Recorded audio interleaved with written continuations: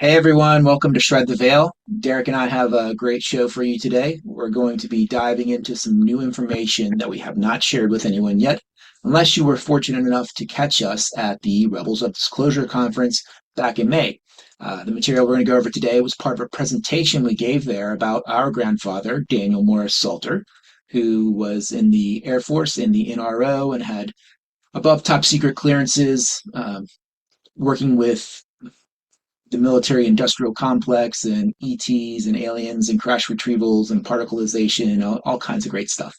So our journey has been to validate a lot of the things that we've learned about him from this disclosure project that he was a part of in 2001 and from the book he wrote, Life with the Cosmos Clearance, and trying to understand how much of it is true. What part of his testimony was he hiding that he couldn't move forward with? So we've gone to a lot of different sources to try to find that information over the years. And within this last year, we really came across a lot of different um, sources for information about our grandfather that they're all unique in their own way, but they all kind of tell a similar story and kind of have a similar theme. So we're going to go into that now, and I'm going to share the slideshow that we used at the presentation. I think was the best way for us to kind of go through this material. So let me get that going. Derek, if you want to say anything while I'm working this out.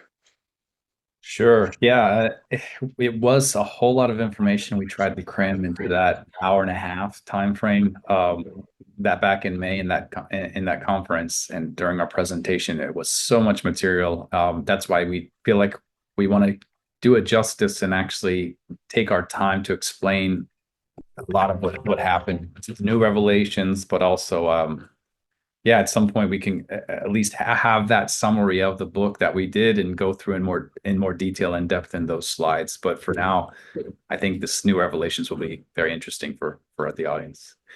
And just so everybody knows that, of course, the disclaimer: we can't say that 100% of what's we reveal here and what we've been told by these various sources is 100% accurate or correct or true. We have no way to really confirm that, but we're trying to put the pieces together based on these other sources of information, and they're all obviously different. It's not like they've collaborated with each other to come up with this stuff. It's all independently done, and our research going forward is related to that. And before we get into those sources, this is a good document that I actually put in the presentation just to start off with, because it confirms that our grandfather was talking to, as you see, it says, "Dear Professor Salter," so our grandfather, Daniel Salter.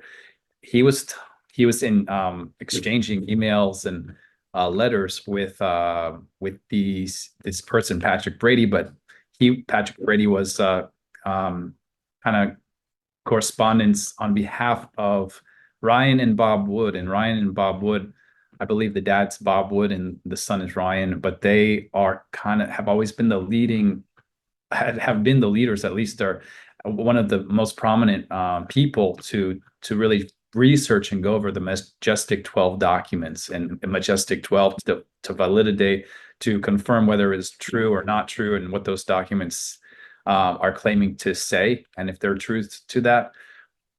So our grandfather was in communications with them, and that's proof of it right there in this letter. And so they were obviously trying to get more information from him and use his knowledge to confirm some of the pieces of information they had. Also, it's good to know, if you want to check out their website, it's majesticdocuments.com. And Ryan Wood, I believe, is taking the lead in putting all this together. And yeah, it sounds like he's got a bachelor's degree. He's done his homework, he's done his research, he's very intellectual, and they've done a good job of really going through all the documents. And actually, they mention in the summary about the documents they find and how MJ12 was supposedly started in 1947. One of the documents is between Einstein and Oppenheimer, and it's a 6-page paper where they're giving their opinions and insights on relationships with inhabitants of celestial bodies. That's actually a paper that our grandfather puts in his book, Life with the Cosmos Clearance. There's I think all 6 pages he puts in there and references. So just to add some validity to what our grandfather said and what their research has come up with. Nice. Okay, which brings us to the new revelation. So we contacted several sources to get some more background on our grandfather, and we had several different means. One being the ACIO with Peter the Insider and Jessica Morocco, speaking with them about what files they have, if they had any, regarding our grandfather, and they did actually. And so Peter went through several hours of discussion with us about what he had on file about Daniel Salter. So that was very eye-opening. We did a similar experience with a different source, which was Will Nutter. He was in the secret space program as well. And one of the way he explains it, and this is independent of the ACIO, this is not associated with that. But the way he explains it is that he is able to access the files from one of the ships on the fleet, as part of the secret space program, through one of his alters. I believe it was Johann Fritz is the alter that had access to it. He was able to tap into that for limited amounts of time. They would notify him when he had a window to access the information, and he would go in there and do that. And so he creates these reports that he calls SIA reports, which is like secret space program information analysis or something like that. I forget what he calls it. But he apparently has done this like several hundred times for different people. And so he did that for us with respect to our grandfather and even Derek and I. So that was also some very interesting sessions that we had. Again, completely independent from Peter the Insider and the ACIO. The next independent source we talked to was a very talented channeler. She's probably one of the best I've ever seen with her abilities and capabilities. However, during the channeling session, it was our grandfather. She was able to get a hold of our grandfather and channel some information from him, but he requested that she remain anonymous, that her identity not be revealed. And this was for her safety, thinking that if it was known that she had access to the information through him, if she was able to contact him so easily and get a lot of still classified information, that she may become a target. And he wanted for her safety not to disclose her name. So we will not be saying who the source is, but we're going through the channeling information that she was able to receive. And then we had another group of independent sources through Tony Rodriguez's remote viewing group, which we did a whole show on. This last show we just talked about with Tony and Veronica about the remote viewing that they did and her experience with that, and Tony's remote viewing group, and we went through some of the other remote viewers information as well. So that was fascinating. If you haven't caught that episode, please check it out on our YouTube channel. And then finally, we did another remote viewing kind of intuitive insight. I don't know, what would you call it, Derek, with Ileana, what she did? Is it a remote viewing? Yeah, something like that. Almost like her way of channeling, remote viewing, what insights come into her mind based on the information I gave her, the very limited information I gave her. Yeah, and she had some really interesting insights that came as well. So, uh, 5 different independent sources that we looked at. We will probably won't go over the remote viewing with Tony again since we just did that. Highly recommend that episode though. But we'll Yeah, first start out. I was Yeah, it going to takes say a that while. takes a whole show on itself. So I'm really glad we did that. So please go see that show we did with Tony and Veronica. Yeah, it's really Yeah, a good. lot of good info, really cool stuff. So we'll start out with the ACIO files with Peter the Insider, and Derek will take us through that. Okay, and I want to start by saying again, these are all independent. Each one is independent and of their own information and source of how they got their information. No one yeah, but I'll leave it at that. But with the ACIO in particular, and with Jessica and Peter, I want to make sure it's very clear what information is coming from them as opposed to others, because it can get a little confusing when we're talking about the secret space program and having access to certain data or records. So this is just according to Peter's information. I did my best to summarize it. There's so much that there were literally hours of recordings of our conversations we had with Jessica and Peter to get this information, and I did my best to try to summarize it in a slide, which is or a couple slides. And so by no means is this kind of getting into all those details into the weeds. This is just a high level overview of what I could put together, and Jessica got approval by Peter saying, yeah, this is valid, basically how it was summarized. So Peter says that Daniel Salter was actually a part of the ACIO, the 8th division of the ACIO, and at a security level of 32 clearance within the ACIO. So that's very interesting. You can see the next part here says, and I guess I want to make sure people understand that our grandfather never claimed that in his book or any other time, but he was the only one to mention the ACIO within his testimony at the Disclosure Project with Dr. Greer, as well as within his book. And this is, again, is over 20 years ago now. So many people barely even touched the topic or even mentioned the term or knew of the term. Now it's all over the place. So our grandfather's one of the first to say that. So they're claiming he was involved in some way, obviously as a part of them over the years during his career. They say that he was working with Majestic 12. We're going to kind of get some corroborating data as we go on here, from other sources, but it seems like he was working directly under or with that group in some capacity early on. It seemed like they were asking him details of information. I'll just say that's for another source that we got where it kind of corroborates this information. So when Peter kind of said this, he didn't say outright it was Majestic 12. We had to kind of pry it out of him, and Jessica did that by saying, that sounds a lot like Majestic 12, Peter. Is that what you're saying? And Peter just said, you said it, not me. So it's his way of confirming, but not confirming, or not having to say it outright. So that's how Peter likes to do things, as you probably well know if you've watched some of the videos. Peter also says ACIO approached him the same way. Our grandfather approached our grandfather the same way as they did with Peter. I'm not sure exactly the details of what that is, but we asked, was this in Vietnam? And Peter said it happened to be in Vietnam, or maybe one of the occasions where he was doing sort of something there. But he was in the Korean War. Remember that his service and tour of duty was in Korea in the early 50s, when 50 to 52 or 3 or a couple of years there. Right. So So we we don't have a yeah, record of him being in Vietnam, right? So yeah. when Peter said that, it was some kind of time travel thing or some kind of alternate.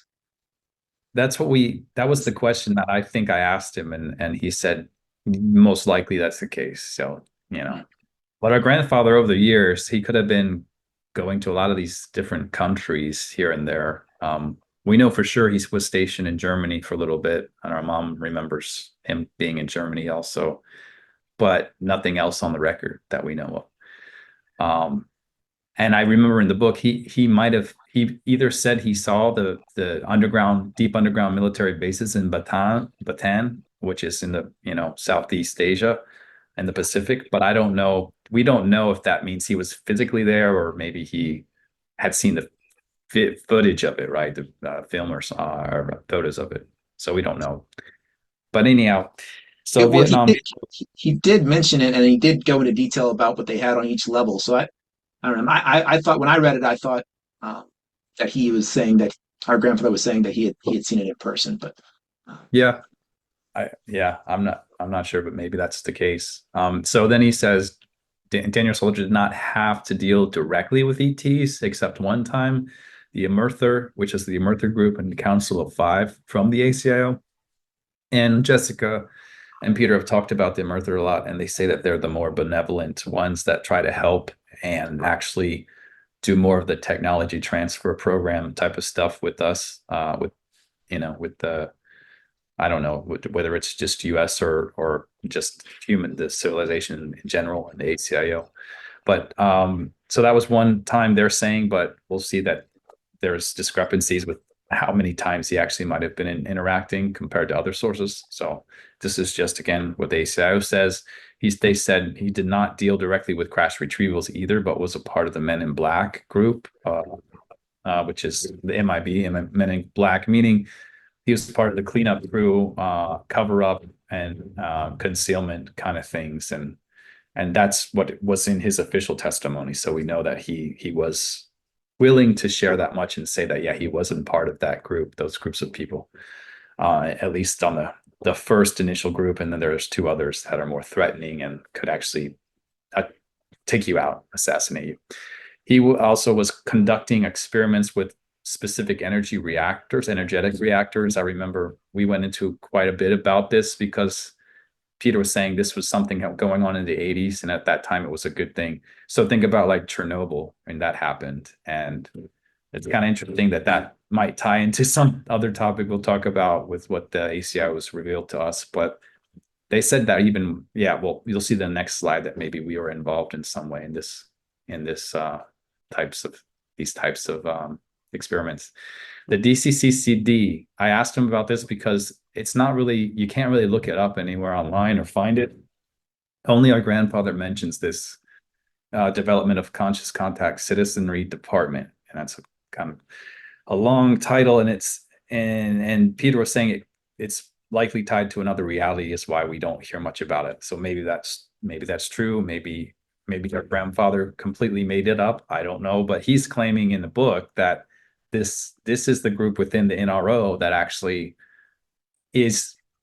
It sounds like it's benevolent, but it's when he describes it in the book, it's actually like they're the ones that are trying to get people used to the idea of contact with ETs. But whether that's for good or for bad, we don't really know. And I think it's almost like that false flag alien invasion type of scenario. It seems like they're kind of leading us into that. It's possible they could be using it for good, but I think they could easily use it for bad purposes as well. So we have to be cautious about that. And this is why grandfather wanted to talk about it and say, like, get ready, because this is what they're planning. So we need to tell the public before it's too late, before they get fooled by this. The deeper Peter started to dig through the database, the more questions that seemed to come up, and it seemed to get very difficult for him to give clear answers regarding our grandfather and even about us, as you'll see in the next slide. Like the system seemed to freeze a lot. Peter really wasn't able to give a yes or a no. He kind of, it was very hard to get any concrete information from him after a while. He just said, I think it's because he felt he knew that somebody was probably seeing that he was trying to access this information and was trying to prevent that from happening. Some, when glitches and stuff like that happen, usually maybe there's interference. So I don't think he was supposed to be going too much into detail. And he said this to us many times, that this might be ongoing missions and ongoing top secret projects, and obviously things that shouldn't be known still to this day. And that's why it's very difficult to get the information out regarding our grandfather. And so the next slide says, even we are possibly a part of this, possibly a part of the program. If you want to go to the next slide. A couple different programs, actually, according again to Peter and Jessica and their database. There is a organization or a project called Swan, Syndrome Without a Name, or Subject Without a Name is what the abbreviation should stand for. They say it's an offshoot of Monarch, connected to Monarch. So I don't think we need to explain what Monarch is. There's plenty of shows or interviews that and things that we've kind of explained that, but you can go to the ACIO official website and .org if we want to put that up for them to, we'll at least have that link so you can go there and look into more details about Monarch. But I don't think they put anything on their site about Swan yet.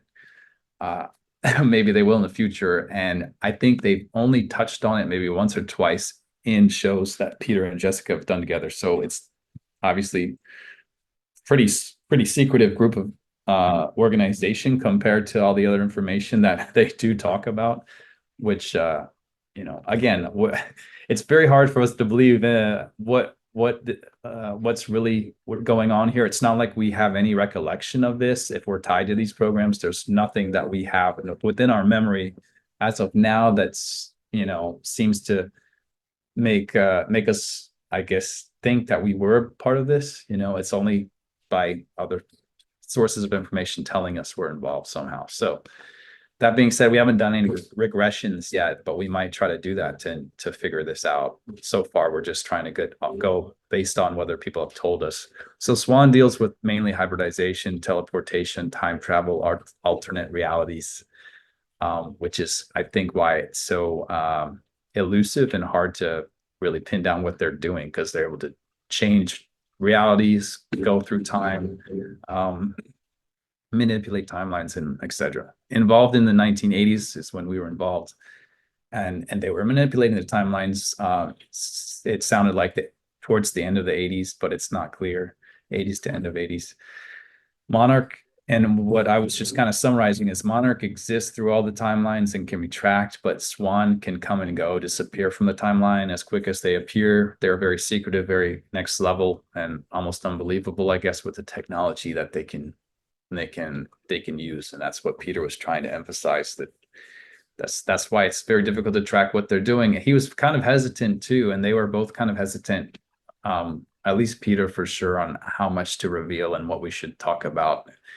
But at this point, in this stage of the game, I think the more you're talking about it, the more likely you're protected, because you're just trying to get this information out, and there's so much out there already. But so Jessica, and they'll probably talk to us about it later. I think we're going to try to do a show with them, right?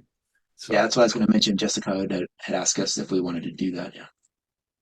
So cyberpunk was what they mentioned, if we want to know what that future looks like, where we are in the program. And apparently we jumped into the future and doing these missions in the year 2150, which is hard to believe, but that's what they're stating. And that it's like a cyberpunk future where it's like a bunch of android cyborgs to future AI tech, kind of like a dystopia. It's not a great, pleasant place to be, but maybe that's one timeline where we're supposed to go and be of service. I don't know what exactly we're doing there, but we'll get more clarification, I hope. Why can't we remember? Swan can wipe out any memories they want from thousands of miles away if they wanted, and they have access to that technology. That's the one explanation that we got from Peter. All these time jumps, etc., would not affect any of the reality around us, relationships with others, or specific areas, because they do it very cleanly. Then he mentions transmitters and having a bunch of transmitters to do this however they want to wipe our mind and completely, it's not like a 20 and back, but it's basically they can put us back in place after emissions happen and wipe our mind of it, and we have no idea what happened, or we just thought we had a long dream or something while we were sleeping. As far as I understand, that's how that works. So that's all we got, or that's all that I wanted to summarize, at least for them. And I did put these pictures in for a reason. These are pictures I took, because it's funny when you start talking about stuff like this, how you might find something that relates to it somehow. And I've never ever in my life seen any company called Monarch before, and with a butterfly, but as far as I remember. But this is by my house, where I was jogging in a park, and that van happened to be there with that symbol. And it was right after, actually, when Tyler was talking about, if you ever see, it's good to just take pictures of what you see and what you notice. And it was right after he did an episode about that, and he was taking photos of stuff near him, and so it made me think about it. And I was like, oh, well, there you go. There's something worth taking a picture of. And then Swan is related.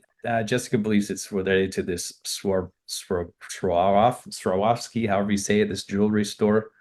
And there's a lot more details about Swan I didn't really cover, and Dan, maybe, and we could probably do that on another episode. But supposedly it has to do with like Russia or Siberia, somewhere very cold, where they have this secret facility.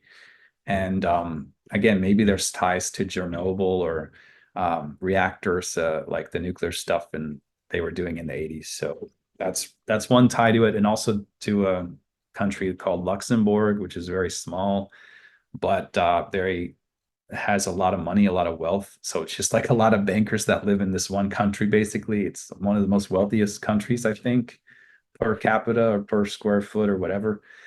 Anyway, I was in Europe for a work trip, and I went through Luxembourg just to see to pass time. I wanted to see would anything ring a bell or would I remember anything because they said we were tied to that going to that location. Of course, nothing really felt weird to me, but I was in Germany as well, and just one night, just with one colleague of mine, we were walking through the night through the city. It was a huge city, and in a part of town that I mean, it was downtown, but there was really nothing there. It's like kind of interesting that I was in Cologne, Germany, actually, and there's old buildings, churches, things like that. So we're in the historic area, but you just walk down an alley and there's nothing at all. There's like no other shops. There's just this store with this glowing purple sign. And I was like, and this was after I just saw Jessica because she happened to be in Europe at the same time. I just met her and we just started talking about all the giving each other updates and what's going on. And we obviously talked about Swan, and I was trying to get more details. And within the next couple of days, of course, I'm walking through Germany, and it was just a couple of days later, and I saw this, and I was like, I have to take a picture of that because that's just it could all be coincidence, but I think it's valid to make note of it. So anyway, that's my story. If you want to go to the next one, Dan. Sure, yeah. Yeah, fascinating stuff, for sure. A lot to take in. Um, so this next one, again, completely independent, not associated with the ACIO. Will Nutter, Johann Fritz, as I mentioned, was his alter, accessing the secret space program database records. And so there were records of Daniel Salter, and it started with him being in these programs and that he was screened as a child. And abductions started happening between the ages of 1 and 5. Now, he was born in 1928, so I know, and a lot of what we get into here with this one talks about the pre-gen before Generation Zero, the super soldier program occurring in when he got into the military in the like early 50s, late 40s time frame. So for him to be, there's one question I don't recall if we got to the bottom of, but for him to be screened with this stuff in this time, I'm not sure who was the organization that was doing the screening or how that was taking place, or if it was associated with time travel or something like that. So that was one thing I do you remember, Derek? Did we talk about that? Because I know we had a couple follow-up conversations. On which part exactly? Sorry. You know how he's talking about the Gen Zero, the super soldier program starting back in the early 50s, late 40s, and then but he talks about Daniel Salter being screened as a child with the abductions and things like that, which would have been like the early 30s. Exactly, exactly. So that's kind of I don't know. Does that mean they use time travel when it comes to this stuff? Is that possible? I mean, that That's could be that's when what yeah, I that's what I was assuming maybe. Um, I'm not 100% sure on that though. yeah, Uh, yeah.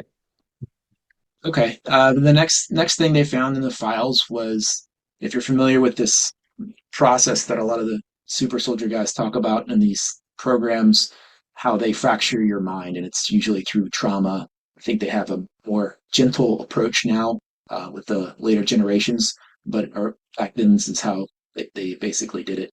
At age 8, he was killboxed and fractured. It took 14 attempts to break him, and that's basically a scenario where I guess you're in a position to where you're either going to die or you have to take someone else's life. I don't, and um, until you take that person's life, you don't pass through or something like that. I guess. But anyway, that's how they try to break your mind and create these altars and things like that. It's pretty traumatic. Um, he said it predated the standard protocols for the screening, testing, and fracturing, the predecessor to the Gen Zero Super Soldier program, and he had PTSD in his teens, which I can imagine. If this is true, yeah, probably would. He had Super Soldier 1 and 2 training and ET interface training.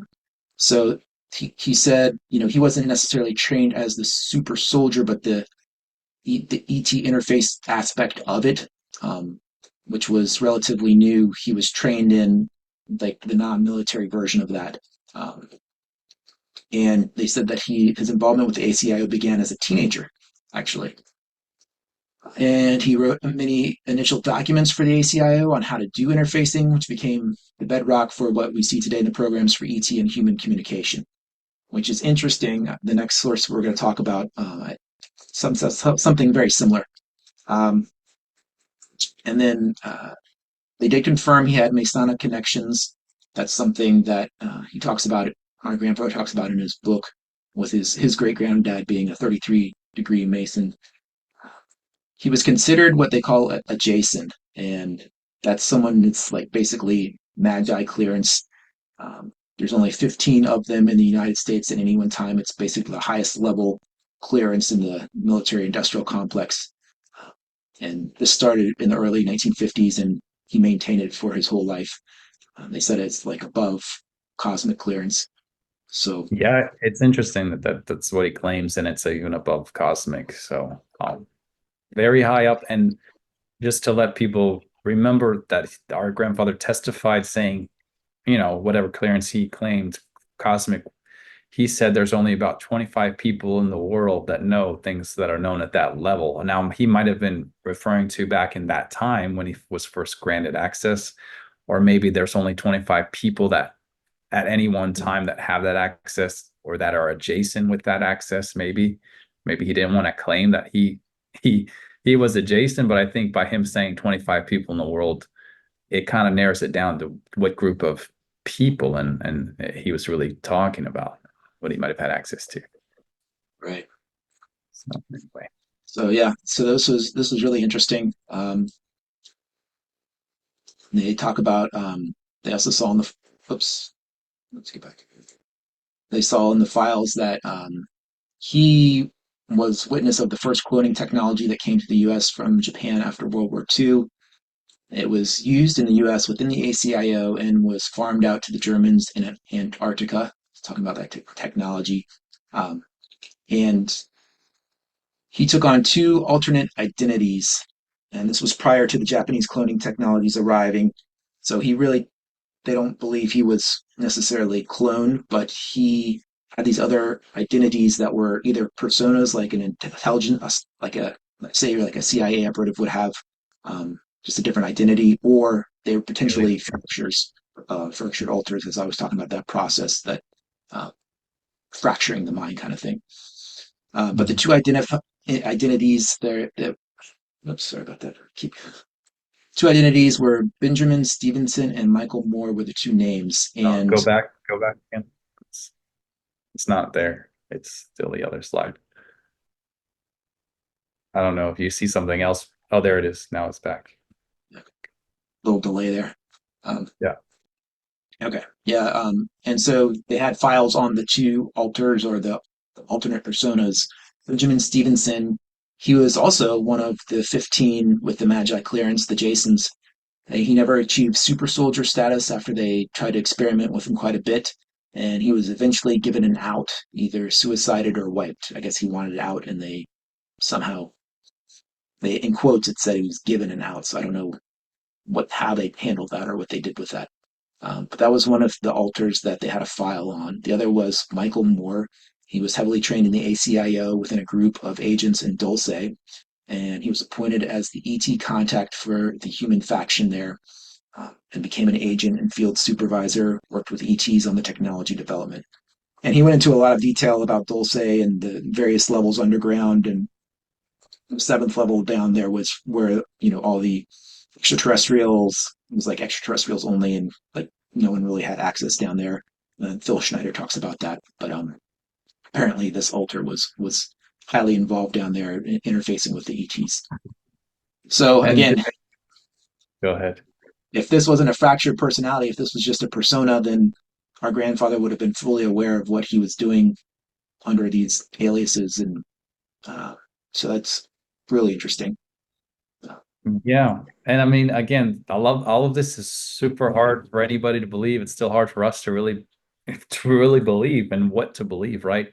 But Johann Fritz or Will Nutter was probably the most had the most detail and able to say, matter of factly, this was that. He was even to pull up he was able to pull up both at least your um well, we'll get into ours. He has the files on us, so he's able to find the files on us, but your identification number, whatever that they call it. But he even, he spelled out Dan's, my brother, Asset tag, yeah, whatever it was, yeah. asset tag. That's right. And so I was going to say too about the underground base part, that really ties into what Tony and his information with the remote viewing group clearly saw, not just saucers, flying saucers, and dealing with extraterrestrial beings and UFOs, but also obviously it was always tied to an underground base, some facility, obviously in the desert, very remote area, and it was always underground. So that was what kept coming up, and this is kind of validation to say that that's the case. And now remember, I don't think Peter or Jessica that directly said anything like that about underground bases and our grandfathers. So again, it's interesting how we got one sided piece of information, and this is a completely other piece of information, or a bunch of information. And again, it seemed to come through a lot clearer, maybe because according to Will, he was getting it from his altar while he was, had means and access to the database. And it's not like Will was directly getting into the database as on the other hand, Peter supposedly was, he's here on Earth doing this stuff and directly trying to access it. So maybe that's why there was interference, and Will didn't maybe get that because of his altar being still in the secret space program somewhere else. And I guess, where was he based? He Did said he it was say? he was on the like one of the motherships of the Alliance that had like really like the main central hub of all the data. Yeah. Okay. Yeah. So that's his claim as for how he got this information. So that might explain. Yeah. Okay. Um, yeah. And as Derek mentioned, he had files on us that we were both part of Generation 6 of the Super Soldier program. Again, our grandfather being pre-Generation Zero, but they call it pre-gen. But he said that we also went to similar through the very similar childhood screening and testing. I'm sure it evolved since 6 generations was a little different. Uh, he said that I was put on psychological hold at age 15 due to some kind of traumatic event that was happening real time, or I'm not sure exactly what that was. It didn't really ring a bell necessarily, but yeah, I'm just not certain. I mean, and Derek and I, neither of us have recollections of any of this. Um, but they talk about, when stuff happens to you as a child or any time in general, they basically abduct you in your sleep and they bring you back to where you were in your bed and you don't remember any of it, and they wipe your memory. Um, and then they said I was eventually picked up and used as an agent at age 21. Um, and then I was trained in Generation 2 of the IBIS program that Max Beers had gone through. He was Generation 1 of that. And if you saw our episode with James Rink recently that we aired on our YouTube channel, James talks about the IBIS program, and it sounds terrible. Yeah. When I heard Yeah. more about it, I was like, wow, that sounds pretty Right. intense, Right. like traumatic kind of stuff. Um, and then for Derek, his training was stopped at age 17 after completing Super Soldier Level 2 program, and he was also picked up as an agent at age 21 to go on missions and things like that. And And they said that I think the super soldier level 2 had to do like with our grandfather, ET interactions or ET protocols for interacting with ETs, that kind of stuff. I think that's what the level 2 is. So yeah, yeah, and um, they said he said, yeah, for both Derek and I, he had like the cage numbers that we were locked in for the trainings and things like this, and so much detail, and it was really intricate what he had. And then the names of all these alters that we each had, fractured personalities. I think we There had was, five each, at least yeah, five, right? I think so. Um, and he said the reason we were involved, there was a genetic component. There is also karmic components around SSP involvement. He talked about soul groups and things like that. And certainly our family lineage with our grandfather was another one that he mentioned. But yeah, he didn't have the. I mean, he was talking about like soul groups and having files around that kind of stuff. But he didn't wasn't able to access that at the moment when he was getting his information out. But he did say the strongest soul ancestry signature is Lyrian for us, and that we were called in to support the preservation of humanity. And he said our grandfather's strongest soul ancestry signature was Arcturian. And I had questions around this, like, why would we ever volunteer for this on a soul level so that we would go through these horrific experiences or be part of these things and not knowing the intentions of some of these programs, if they're good or bad. But apparently, um, at a soul level, you do sign up for these types of things knowing that you're doing it to support the preservation of humanity. So I don't know. That was interesting to get some perspective around that. Just hearing that we were potentially involved with this, if we believe that this is some the truth. So Yeah, I mean, if we're really to take it seriously and think that this could have happened to us, then yeah, I mean, it's hard to fathom, but like I always, it's nice to have a positive outlook on why it's happened. I think everything in life, there's, you sign up for it. It's like a contract you sign up for before you're born. And I think everybody goes through that. So even the most horrific things, at least I'd like to believe that there's a reason behind it and we're doing it for the right reason and to help humanity at the end of the day. So I do believe, I hold that as, at least I know that that's why we're trying to get information out. Like there's this longing to help push for this disclosure, however we have to, and help humanity. So that resonates with me for sure.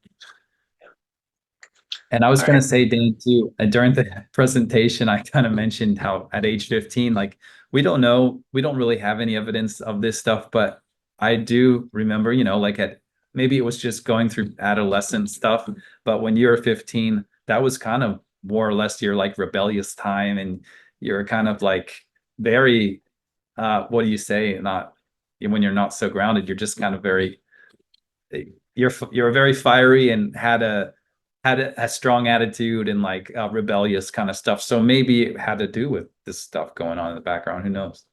Yeah, So, but no, we, yeah, no, it's interesting trying to correlate, what things were going on in our lives when you hear this was potentially happening at the same time in parallel in the background, unknown to us. Yeah, you shaved your head basically. Oh, you cut off all your hair. I was Yeah. tried out different haircuts, not too successfully. Uh, so, and the next, we got a couple clips from Will Nutter that we played. So this is actual clips of the Zoom calls that we had with Will Nutter when he disclosed this information to us. Essentially, his job was containment, cleanup, and then concealment. We call the three C's, right? Yeah. So that was kind of his job, was in that particular aspect is what became Division 6 in ACIO, by the way, the Men in Black, later on. So you hear a lot of these guys in the 80s who are post him, right? They're basically saying that it switched over in like the mid to late 80s, where they went from having humans doing this type of work to these hybrids who are like half reptilian, half human, or robotics. Just because they had the technology at that point to do it. So, but yeah, Division 6 is what he was sort of doing, sort of before it became Division 6. So there he was talking about our grandfather, Men in Black kind of thing that we talked about earlier before they were as evolved as they are now. And then this other clip here. This discussion on what's called the white wall theorem, which basically says when you have a hostile species coming up to interface with you, for example, a Draco, for example, right? They want to basically flood you to the point that you can't handle it and you almost collapse, right? Yeah. Right. So what happens is with this white wall theorem is you put up this white wall defense until they decide to back off. And you have to make them respect your position. And once you do, then you give them the pieces of information through that white wall defense that they need. And that is it. Setting boundaries. Yeah, it's like setting boundaries, exactly. So they have none. The Draco have no boundaries. Very intrusive. Yeah, they're almost predatory about their sonic abilities. So, and your granddad basically figured out, he was one of the first people to figure out how to do this, along with some others that they brought in. Clifford Stone would be a good example of the next generation, right? He was Army that was trained, and DIA that was trained after your granddad.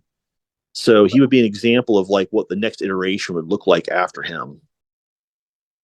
Okay, and so he's talking about the ET protocol stuff that he was apparently involved with the development of, and how we were able to, basically the white wall thing to protect ourselves from the telepathic capabilities of the malevolent extraterrestrials. So, and he mentions Clifford Stone there, who also was at the Disclosure Project giving testimony about the various different extraterrestrials that he encountered from the Army. And yeah. Okay. Which leads us. Go ahead, Derek. I was gonna, before you, that was just pretty amazing also information that he had to share, obviously. And if that's true, people think that Clifford Stone's testimony is probably some of the best that's out there, where he actually said he was involved with interaction of the ETs, interacting with them.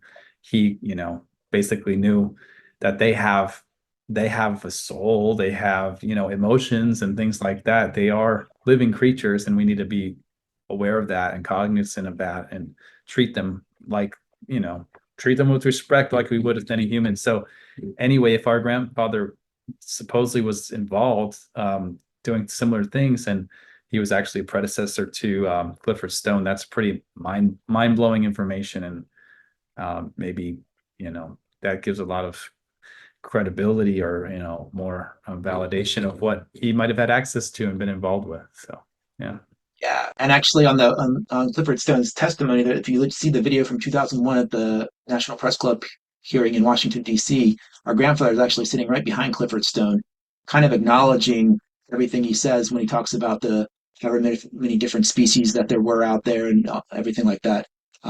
So kind of interesting. Yep, exactly. All right. So this brings us to our next independent source, and this was the channeled communication of the individual that we were not going to reveal her identity for her protection. And this one was very interesting. Some similarities and some differences. So kind of go through this. Again, this was another hour-and-a-half channeling session that we tried to summarize for slides. There's a lot of information. None of these slides are not comprehensive with any of the sources that we talk to.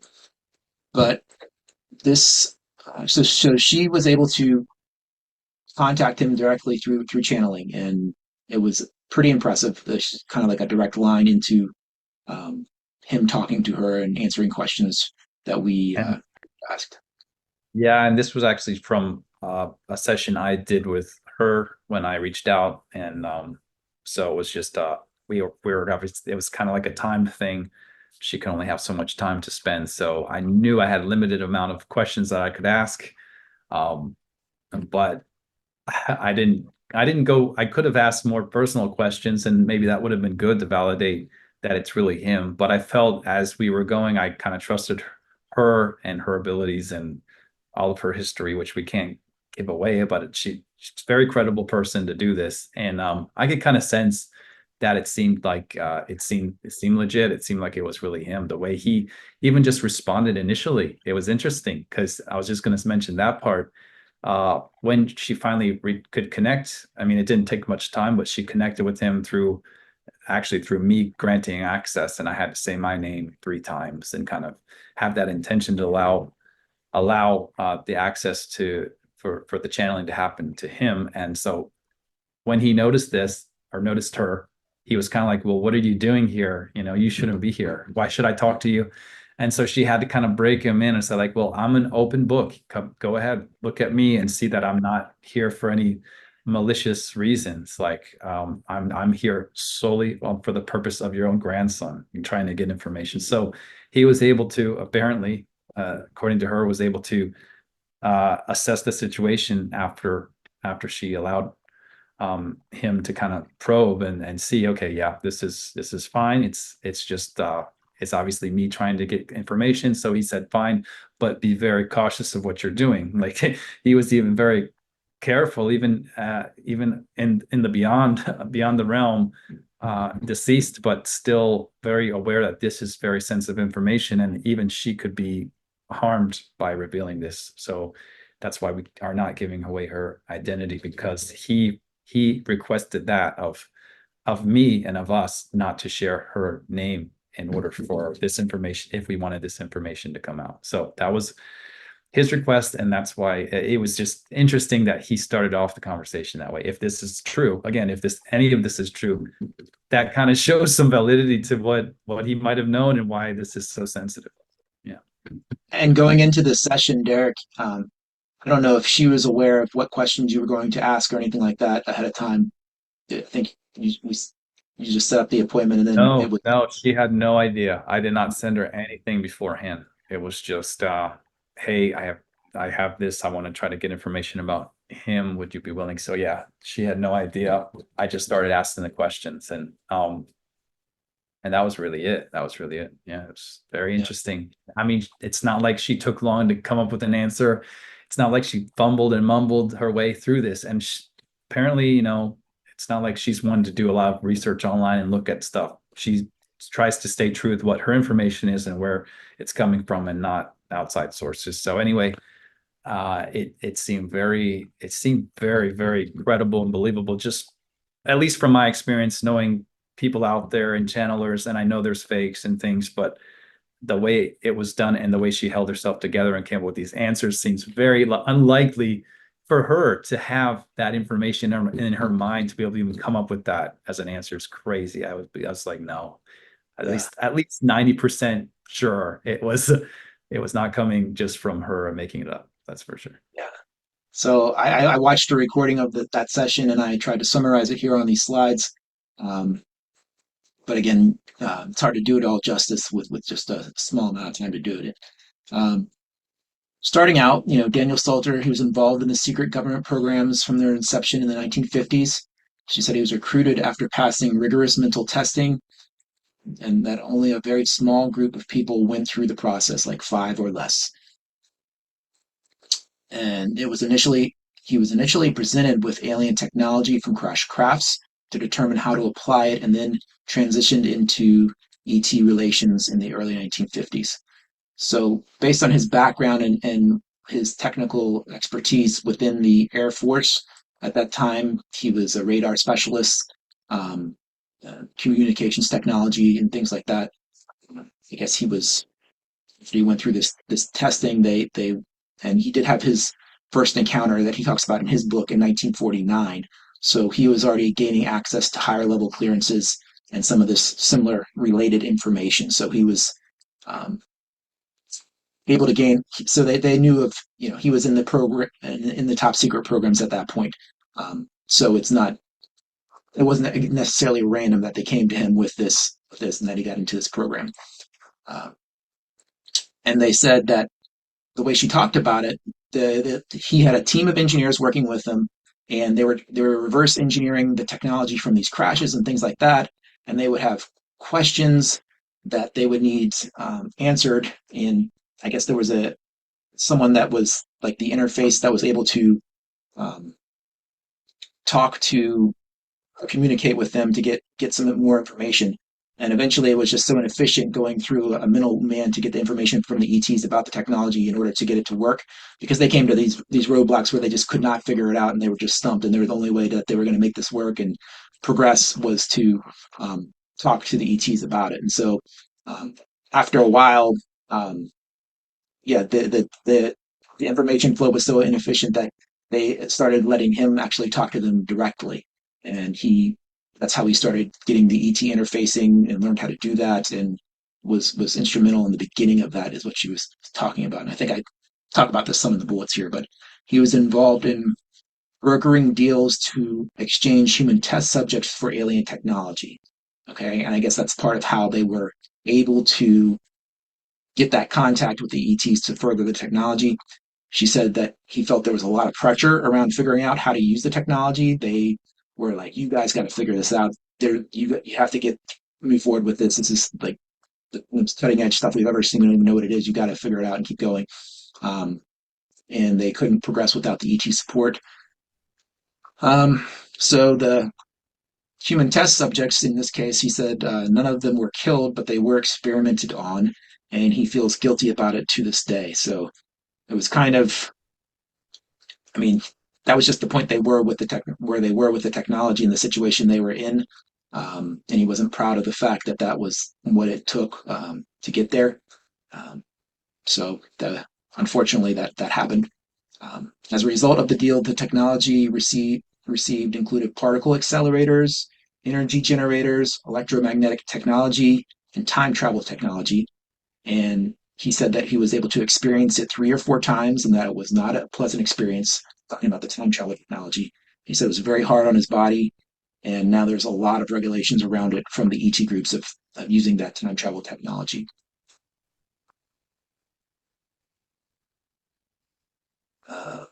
Eventually, as I mentioned before, he became the government's liaison with the extraterrestrials so that he could directly interface with them to advance the technology. His communication started with him on the military bases, but it later transitioned to him going into the alien ships and communicating with them directly on their ships. And this continued throughout his entire career.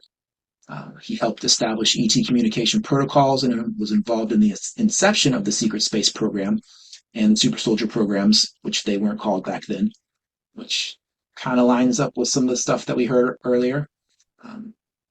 He Yeah, says I he think was I not. would think when I was asking kind of directly how much he was involved with those programs, and that was the answer. It's like, well, yeah, yes, I was definitely involved, but they weren't even called that. We didn't have a name. That's not the name for them. That wasn't even, they didn't exist to that extent yet, but they were just developing. So yeah. And also, I don't know if somewhere we mentioned this, but he actually mentioned in his original testimony with Dr. Greer from the Disclosure Project. Now that we have that, and maybe we'll do a whole show about all of what he talks about in the original footage, because they edited so much out. But anyway, one part that he mentioned was they asked, did he have access? What was he ever a spy? I guess was the question. And he said, no, I was never directly what you would consider a spy, but he had access to all of the information from the OSS, basically, from meaning all the spy information back in World War II timeframe and what the Nazis had been involved with. He basically had access to that information. So, and that again, as we know, is where the inception of a lot of this technology and what they used in the secret space program came from, the Nazis in Germany technology. So he did even claim specifically he had access to that information on the record. Yeah. Yeah, the World War II OSS is what was eventually transitioned into the CIA. It's like the very first intelligence organizations that were Right. done by the British, the Germans, and the US. Yep. And then, yes, he said he was not put through the programs when he was a child because they didn't exist then, which kind of makes sense. But he was at the precipice of all of them and helped develop the programs and the trainings. He says there are clones and alters in the programs, and they are more present in current times than they were in his time. Um, so that kind of aligns with him being aware of the cloning technology from Japan, which was in the other testimony there. Right. Right. And they were very interested in having us, as in Derek and I, in programs because of our connection to our grandfather.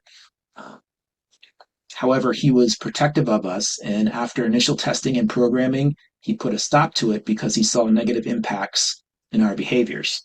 And for Derek, that would have been ages 4 through 10, and for me, ages 4 through 14, which, if our grandfather stopped us from being a part of these programs when I was at age 14, that kind of aligns with the last one we heard about where they took me out of the program at age 15. So that's interesting coincidence of a completely independent source, for sure, I thought. Right. But yeah, he did not appreciate how the things the speaker space program was being run, and that way that these alters were being creative and things like that. He was not. He was really disappointed in the way the direction it turned, um, and so that's why he did. Yeah, he didn't want us in it. Um, and then the next thing we asked about, how much information he really knew, and he said that he withheld a tremendous amount of information from his book for his safety, which may explain why he didn't fully come forward in the disclosure project and at the press club hearing. He kind of froze up because he was afraid for his life, that what in his family, the life of his family, if what he said would get him in trouble. Um, but 98% of his career was above top secret. He says full disclosure is eventually inevitable, and we talked about, in his book, he does not talk about the negative side of the ET agenda. He just talks about the benevolent part. And we asked about that, and he said here that he did not disclose the negative ET agendas in his book as not to overwhelm the public.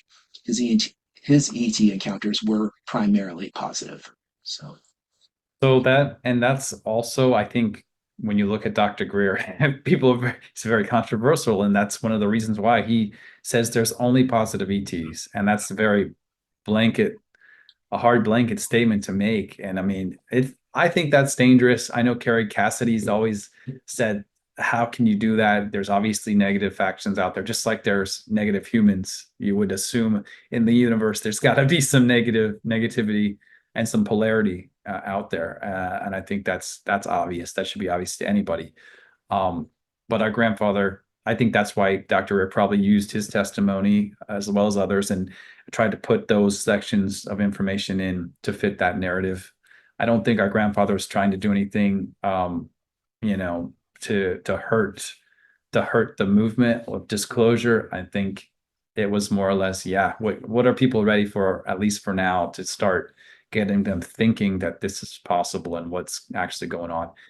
And I think on the negative side of the ET's agendas and all that, like, there still is a prime directive. And I think you as an individual or us as a collective, human collective, have to agree to some way, give consent, basically, just like say, possession. If you're possessed by a demon or something, like, those things can happen, but like, you, because of whatever state you're in, you allow that, you kind of welcome those things to come to you. If you're not in the right state of mind, state of consciousness, all those things are come into play. I think we have to realize that as a culture and be mature about this, because that's how we're influenced by this negative side, that we allow it. And there's obviously a lot of negative people in the world and power in the elite that allow this and choose to side with this negative factions. And that's what you're trying to stop, hopefully.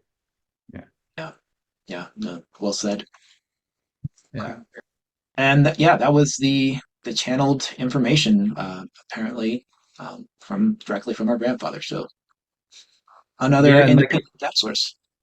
Yeah, and I was going to mention too, like you said, how he was freezing up at the disclosure project, and that other bullet about 98% of his career is above top secret. Like, by the time he went to the Dr. Greer's press club hearing in 2001, he was already very much gone, physically and even mentally. He had a mini stroke. So I don't think he was even at the stage where he could try and try to filter out, basically he had to use a filter still when he talked. And I think at that point, it was probably just so much for him, and he wasn't in the right state of mind even to have the ability to try and and filter out to the public, okay, this is what I've been involved with, but as long as you don't realize, or that I don't divulge too much. Like, that's a lot of pressure for anybody to be like, okay, I'm going to say this, but I'm not going to say that. And he knew that it wasn't only him, but us as a family, like, there are consequences. So he was very careful. And we brought this up in our presentation when we presented this material at the conference. His book was written in a similar fashion, to where a lot of the materials and things that he put in there were from sources that you could publicly find if you really looked. Some of it maybe it wasn't, but the majority of it. And what he would do is he had this little stamp of the Interplanetary Phenomena Scientific and Technical Unit, that the faction of the NRO that he was in, that he would stamp on these documents, and he used those documents throughout the book to his approval, his endorsement of this is the truth, even if he wasn't going to directly say so, or I talk about his direct involvement with it necessarily. Moving on, we get into Tony's remote viewing group, and we went through this extensively on the last episode. Again, please check it out. Very cool stuff with Tony and Veronica. We'll kind of skip through these remote viewing sessions here. But just to summarize that, it was double-blind experiment. If you know what remote viewing is, please research it if you don't know. But the double-blind target means that Tony didn't. What was it? He knew what the information was, but he just put it into a package. Basically, you just make up a number, like a 6-digit number or however many digit number, target ID. You see it there on the slide. So 354712. So he would just randomly come up with that number while he's setting the intentions of what the question is. And so we went into the details on that again in another topic, but that's what he did, and he hands it to somebody else that then gives it to the group, so that it's basically, it can't be, there's no influence from the person giving the target basically to the remote viewing group. So all the remote viewers got was a 6-digit number, and they came up with all this information, which we do talk about. But you can see UFO spacecraft. A lot of it has to do with underground bases. I mean, there's so many incredible things that these people got from a 6-digit number. And I think And they're not talking to each other. They're not mentioning it to each other. They're all from their own, own minds. They're just comes up with this. Yeah, underground bases and things. And this is yeah, I mean, and this was only, I think, 6 of them that we showed, or 3 of yeah, this is only 3. There's only 3 of maybe the 6, but these were the 3 that were the most, had the most data, and that corroborated a lot together. Yeah, and this group is not necessarily like every week they're channeling, or they're remote viewing something related with extraterrestrials. It could be anything. It's not. I mean, this was a random topic that even they didn't even know what the basis of any of it was. So fascinating stuff. And Tony does a great job explaining it, and Veronica, who was one of the main remote viewers that had the best hit, I guess you would call it, she's there on our show in that episode we did, and really explaining it very well, because she went through those emotions and those feelings that you get by getting that download, basically. So anyway, this will be the next one. I can explain this if you want. Please do.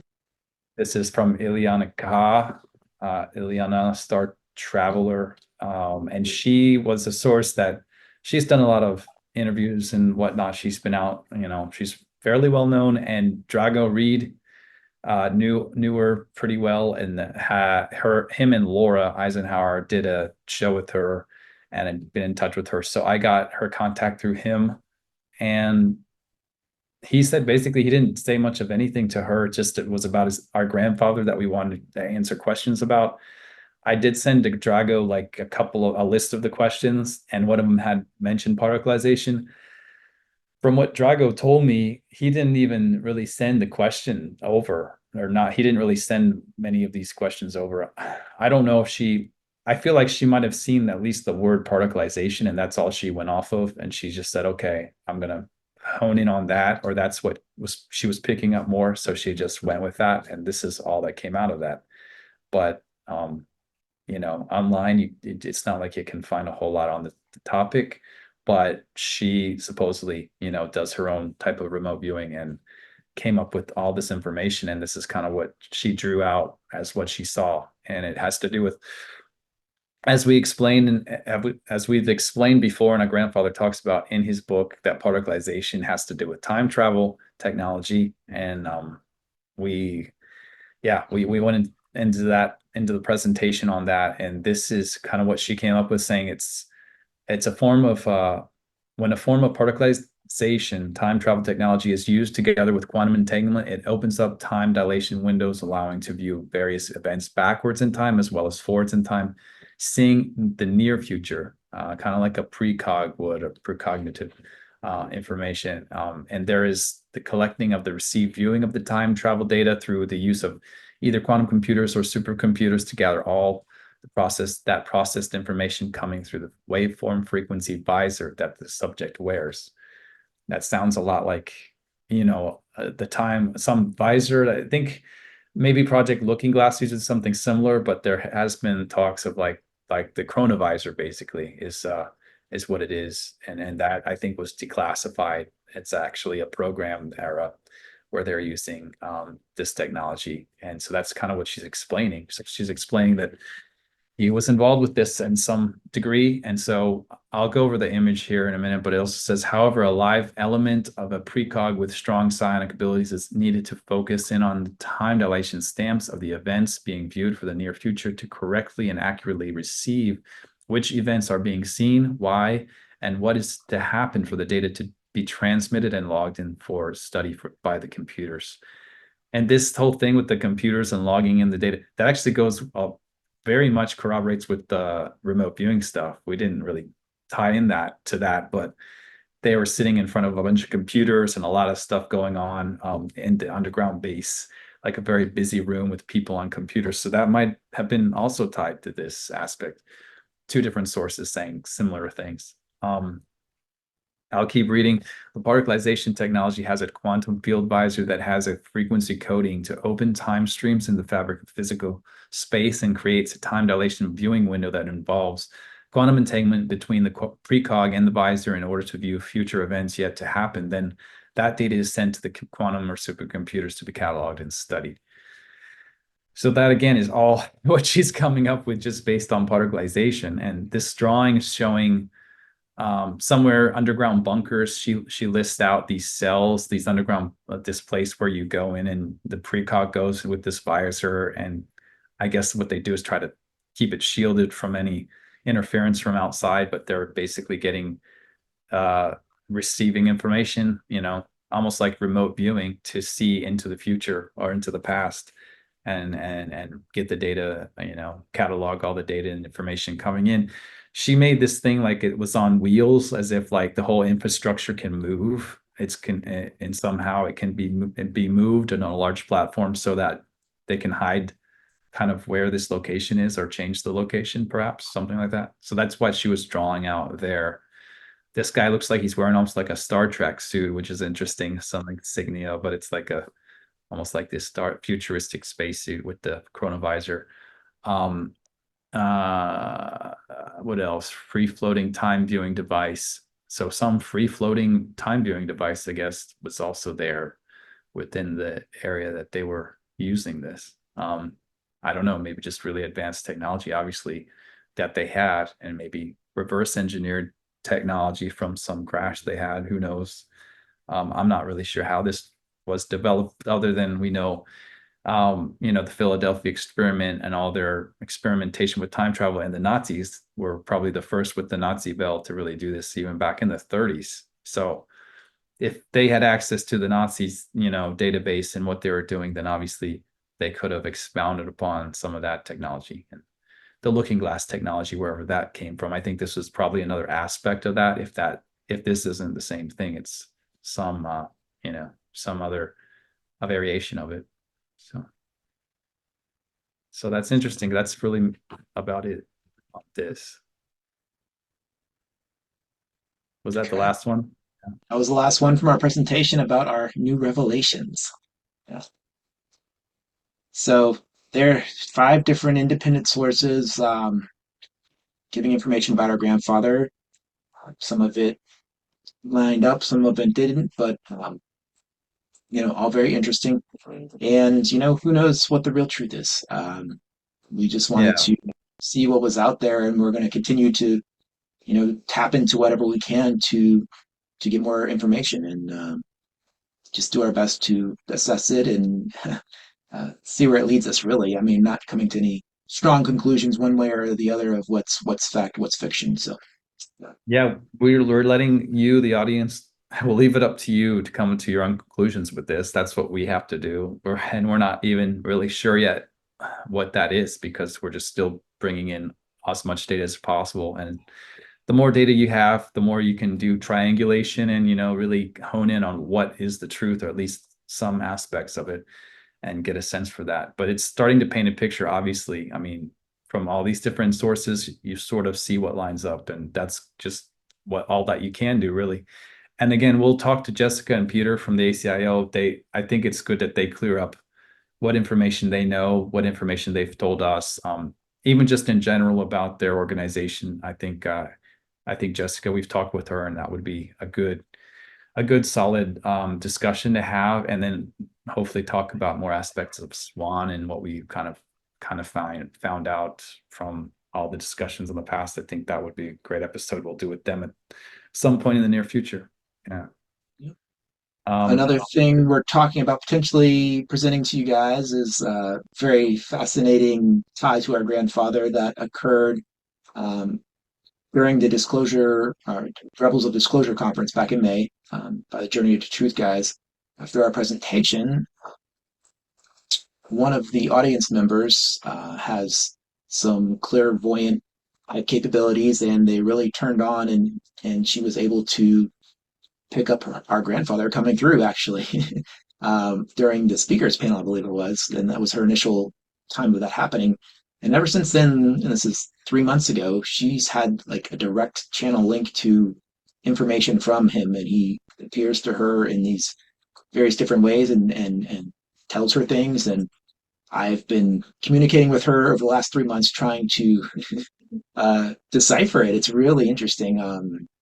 So much information that we're trying to kind of organize, but it's a lot. So it's quite an undertaking. At some point in time, we'll be ready to share some of that, because it's pretty fascinating, and we'll see where it leads. But yeah. Yeah, I still don't know all the details to that because Dan's still trying to compile all the information into a way that it's digestible, I guess, and not only to the audience, but also so that I can take a look and see what's going on. So I'm still really curious what all this is, and trying to find that out hopefully soon. Anything else just in general? I think just people need to use their own discernment, obviously, with everything, and see. And we are thinking of doing the regression type of practice to try to hopefully come up with some recall or some memories that might be still hidden within our subconscious. Who knows? There's the QHHT. Obviously, it seems to work very well for a lot of people, and I think that's something that is probably the next step for us if we're going to come to the bottom of anything, get to a conclusion on some of this and what's real. But one other thing is also, Tony mentioned, we were trying to get just information and what he thought, and I was asking him questions because he's had recall and what it takes. And for him, it was that MRI scan, certain things like trauma that can come back and just give you memories. But it happened to him when he was around 40. And so that's about the age that we are. So maybe it's certainly has to do with the timing too, like 20-year period. If we're involved in any way like that, those 20-year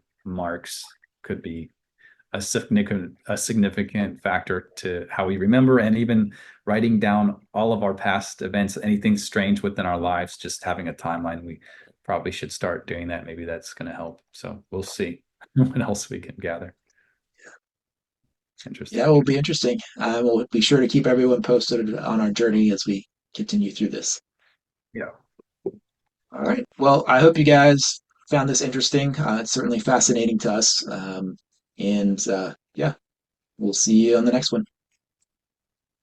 Now, I want you to ask, what I've told you, is it going to make any difference in your life? You better wake up, better change, get interested, changing your life.